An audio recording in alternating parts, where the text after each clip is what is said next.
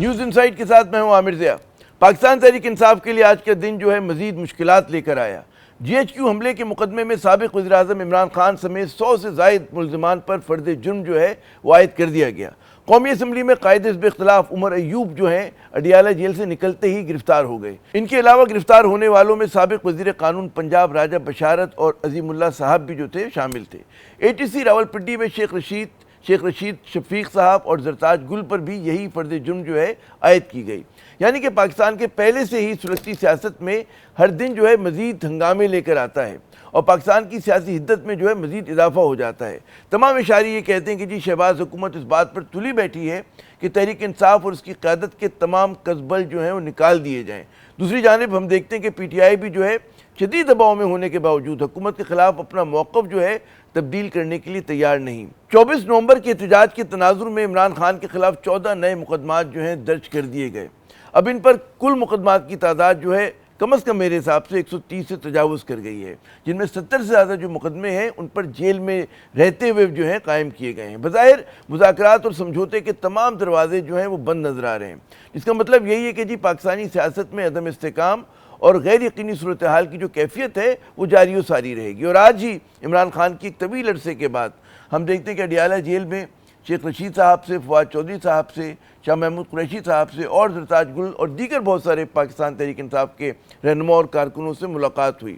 فواد چودھری نے ملاقات کے بعد ایکس پر پوسٹ میں کہا کہ جی وہ ایک اور جعلی مقدمے میں حاضری کے لیے اڈیالہ جیل گئے تھے۔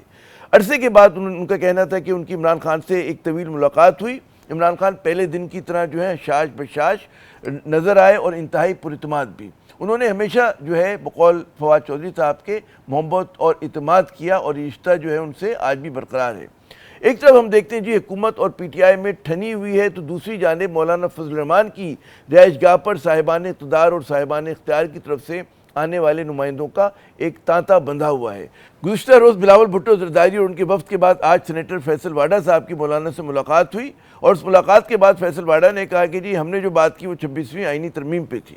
ان کو بھی سمجھ میں آ جانا چاہیے کہ میں ابھی بھی ان کی جان بچانے کا اور سیاسی مصیبتوں سے بچانے کے لیے سب جدوجہد بھی کر رہا ہوں۔ میرا مائنڈ سیٹ جو ہے وہ یہی قبائلی ٹائپ ہی ہے، یا میں دشمن ہوں یا میں دوست ہوں۔ دشمنی بھی کھل کے نبھاتا ہوں، دوستی بھی کھل کے نبھاتا ہوں۔ 26 ترمیم کے اوپر باتیں کی ہیں۔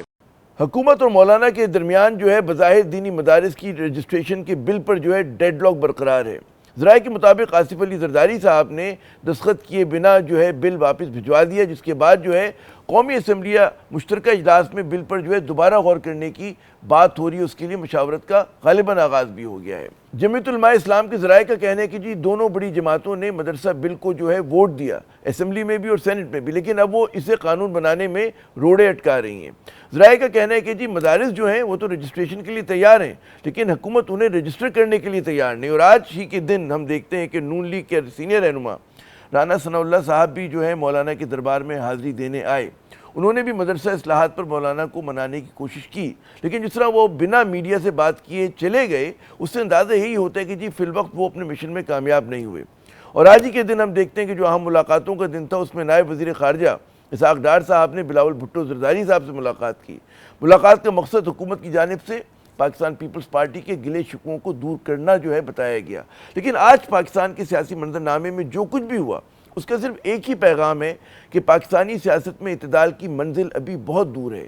کہنے کو جمہوریت ہے لیکن جمہوری رویے نہیں ہیں، کہنے کو آئین و قانون ہے لیکن ناقدین کا کہنا ہے کہ ان پر عمل نہیں ہو رہا۔